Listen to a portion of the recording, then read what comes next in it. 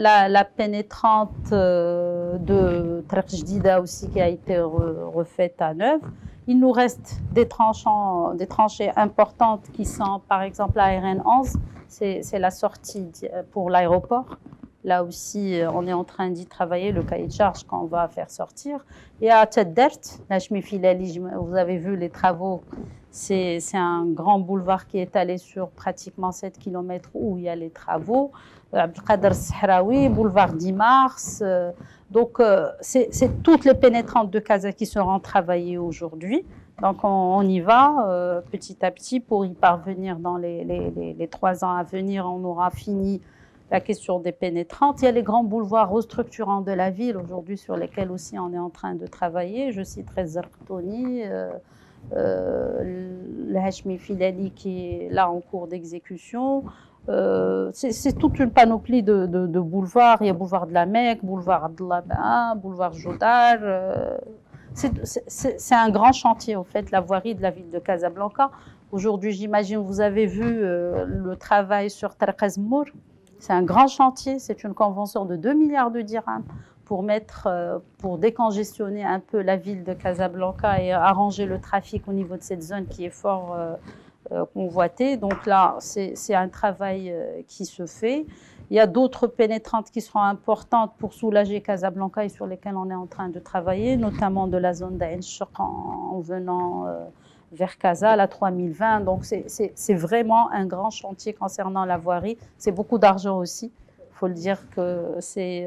et là, malheureusement, avec l'équilibre financier de la ville, sincèrement, on fait beaucoup d'efforts pour qu'on puisse parvenir à financer tous ces projets. C'est très lourd.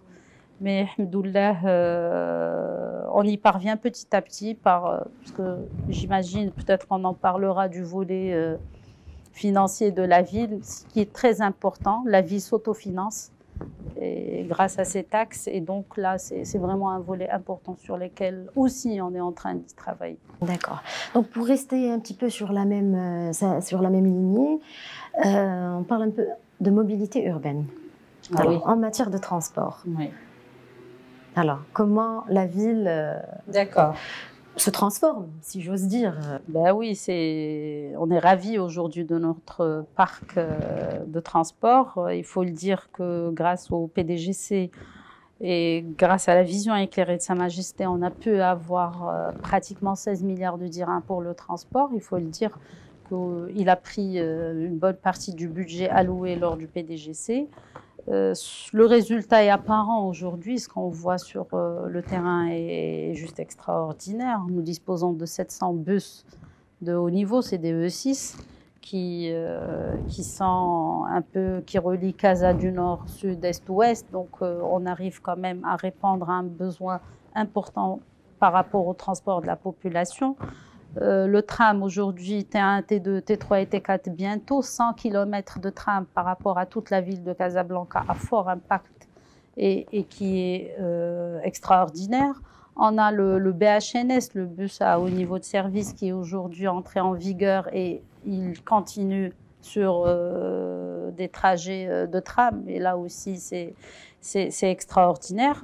On passe à l'interopérabilité, Inch'Allah, bientôt en lançant le T3 et le T4. Et c'est un seul ticket unique entre le tram, le bus, le BHNS. Et là aussi, ça va encore fluidifier. Vous avez une échéance, Madame Armili? On va voter, Inch'Allah, la nouvelle tarification du tram pour le lancement du T3 et T4 qui est imminent.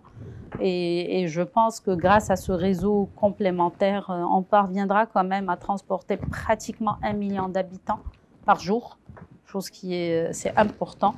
Peut-être vous allez me dire, et qu'en est-il d'autres projets là aujourd'hui pour compléter ce parc?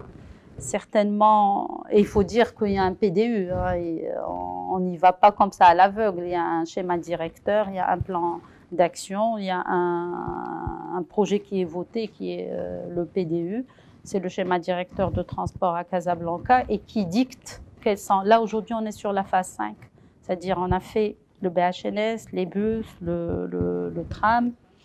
Et cette étude est toujours en cours et de mise pour dire qu'est-ce qu'il faut encore pour la ville de Casablanca. Le but ultime, c'est d'arriver à 2 millions de transports par jour. c'est-à-dire que ce n'est pas encore fini. Il y a des études qui sont en cours pour voir quel est le moyen le plus adapté aujourd'hui pour la ville de Casablanca pour qu'on puisse parvenir à arriver à ce chiffre de transport par jour. On a tout un réseau important. On a les taxis, il faut dire qu'eux aussi ils jouent un rôle important aujourd'hui dans la ville. On a les piétons, on a quand même un chiffre qui est important. 60% du trafic, c'est des piétons qui font le trafic par jour à pied. Donc là aussi, il faut réduire ce chiffre. Donc c'est toute cette étude du PDU qui fait ressortir qu'aujourd'hui, ce n'est pas fini et qu'on continue sur cette vision et sur une élancée assez importante. Il y a le RER qui vient compléter aussi ce réseau qui est important. C'est un projet de l'ONCF, elle prend la maîtrise d'ouvrage et c'est une convention entre nous, la ville de Casablanca, la région aussi. Il faut dire qu'aujourd'hui, la région est présente avec nous dans pratiquement tous les projets, surtout la mobilité, elle en fait partie. Et là, Inch'Allah, ça va être un réseau complémentaire pour assurer un transport adéquat dans la ville de Casablanca. Surtout avec les événements qui vont venir, Inch'Allah, la CAN, la Coupe du Monde et tout le reste. On va y revenir. Et le métro dans tout ça? Comme j'ai dit, l'étude n'est pas finie, n'est pas encore figée. On attend les résultats de la phase 5 et 6 qui pourront dire est-ce que oui ou non un métro pour la ville de Casablanca, est-ce que c'est un métro souterrain, est-ce que c'est un métro aérien, est-ce que c'est pas du tout un métro. Donc on attend le rendu de l'étude qui va nous dire et nous dicter quels moyens pour arriver aux 2 millions de transports par jour. Alors, en parlant d'échéances, justement, des échéances que le Maroc attend, c'est imminent, 2025, la CAN et la Coupe du Monde en 2030. Quels sont les préparatifs pour justement permettre aux autres, on aura beaucoup de touristes qui vont visiter Casablanca. Quels sont les moyens mis en place pour faciliter la vie à ces visiteurs? Bien. Moi, je pense que c'est une opportunité pour la ville de Casablanca aujourd'hui avec l'avènement de ces événements mondiaux. Je dirais la CAN et la Coupe du Monde. Ils auront un fort impact par rapport à tout ce qu'on prépare aujourd'hui. J'ai parlé de l'espace vert, l'harmonie de l'espace vert, les corniches, le transport en fait partie intégrante. Le stade Mohamed V qu'on est en train de réhabiliter. Les pénétrants dont j'ai parlé, la signature de la ville et l'harmonie de la ville de Casablanca. Donc l'éclairage public aussi fait partie d'un programme important. D'ailleurs, on a lancé le cahier de charges qu'on a voté lors d'une session précédente pour qu'on ait cette ville lumière aussi qui est la ville de Casablanca. Donc tout ça rentre dans ces préparatifs. Cette signature, vous allez la voir, vous allez la découvrir, c'est l'harmonie de l'autoroute urbaine. Aujourd'hui, on cherche à harmoniser l'autoroute urbaine avec ses ponts. Là, on vous la laissera en surprise. C'est un beau projet qu'on est en train de préparer. Donc, je pense que, Inch'Allah, Casablanca sera au rendez-vous. Et là, ce n'est pas juste un souhait, c'est un devoir de préparer Casablanca pour tous ces événements. Et on fait tout pour y parvenir, Inch'Allah. On a un cahier de charges qu'on devrait respecter. Et d'ailleurs, c'est un document que j'ai signé par rapport à la FIFA pour préparer Casablanca pour Inch'Allah, la Coupe du Monde. Et dans ce cahier de charges, il y a la voirie, il y a le transport, il y a l'éclairage public. Donc tout ce que je viens de citer, ça ne fera qu'accélérer la cadence peut-être des travaux. Donc le stade sera prêt dans les délais impartis? Le stade Mohamed V, oui, pour la CAN, Inch'Allah. On compte l'ouvrir en début 2025. Ça sera aussi une surprise. C'est une réhabilitation entière du stade où il y aura des normes FIFA aussi. Pour avoir la CAN, il faudrait avoir des normes pour ce stade. Et là, on fait tout déjà pour être au rendez-vous. Les travaux vont quand même perdurer une année et là, on est vraiment sur une cadence accélérée pour pouvoir être au rendez-vous. Et je pense que là aussi, on a voulu avoir un stade qui s'ouvre sur son horizon et sur ses riverains. Vous savez que le stade Mohamed V est en plein cœur de Maarif. Justement, avec toutes les... ça m'amène à vous poser la question sur le volet organisationnel. Justement, quand il y a un stade, en fait, c'est tout le quartier On a qui pris est en complètement considération le volet sécuritaire d'abord, le volet riverain et cette harmonie dont je parle aujourd'hui. Le stade est un stade pour lequel on ne devrait pas ouvrir les portes que cette samedi harmonie et sur laquelle dimanche. vous insistez énormément. Exactement, parce que Harmonie. vraiment on cherche, c'est un terme que j'utilise souvent parce que c'est vraiment notre signature aujourd'hui et notre peut-être valeur ajoutée ou notre point fort, c'est d'avoir cette harmonie, cette l'objectif, c'est de ne équité. pas avoir de disparité entre les différentes Voilà. zones. Exactement. On constate que Casa a cette disparité et malheureusement, on voudrait qu'on ait vraiment cette harmonie par rapport à la ville de Casablanca et que tous les citoyens casablancais, là où ils sentent qu'ils ont un espace de vie, un bon éclairage, de beaux espaces verts. Donc, il faudrait... Cette question de proximité nous tient vraiment à cœur et je le redis, c'est grâce à la vision éclairée de Sa Majesté et puis de ce conseil qui est harmonieux, qui veut aller vers l'avant, qui a le sens de la responsabilité. Il faut dire que nous avons un conseil aujourd'hui qui a le sentiment et la responsabilité d'aller vers l'avant pour la ville de Casablanca. Toujours sur le volet sportif, il était question que certains clubs, en fait, notamment de tennis, soient rasés, tels que le CMC ou l'UCM. Donc, qu'est-ce qui est prévu dans ce sens? Est-ce que vraiment ces clubs seront rasés? Et puis pour le Grand Prix qui se tenait au complexe L'Amal. D'accord.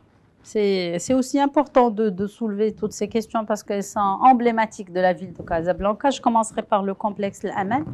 C'est un complexe de tennis qui a connu vraiment des événements fort importants. Malheureusement, il a connu une dégradation, y compris le Grand Prix Hassan II. Là, le but aujourd'hui, et on a déjà passé la convention, et je remercie tous les intervenants qui ont contribué pour faire aboutir ce projet.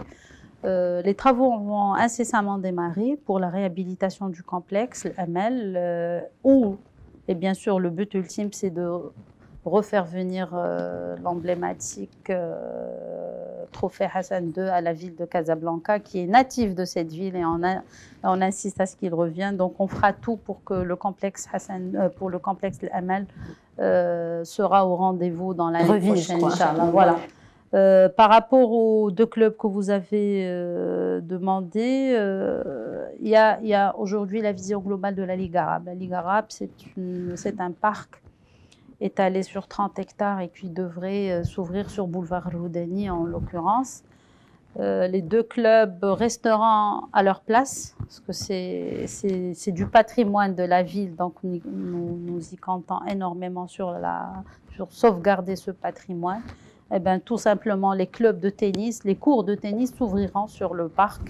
Et comme ça, on aura une harmonie de ce parc qui sera ouvert, comme j'ai dit, sur boulevard Roudani et sur boulevard Moulay Youssef, tout en préservant et en gardant tous les cours de tennis présents en ce moment sur ce parc. Et le volet culturel dans cette configuration? Il prendra sa part aussi, le volet culturel et sportif en l'occurrence. Oui. Certes, vous allez voir, Inch'Allah, toujours dans le cadre des surprises, l'animation de la ville. Cette année, on compte vraiment animer notre ville de Casablanca qui est juste splendide. Je donnerai un chiffre. La corniche de Entieb reçoit au quotidien en été plus de 500 000 visiteurs au quotidien. Entre la plage et les sorties et les balades nocturnes, on dépasse largement les 500 000. Des fois, on arrive à 1 million d'habitants qui sortent sur cette rive. Il faut de l'animation pour ces riverains. On a de magnifiques places aujourd'hui qui voudraient animer. Et donc, on est parti vers l'animation de la ville cette fois-ci.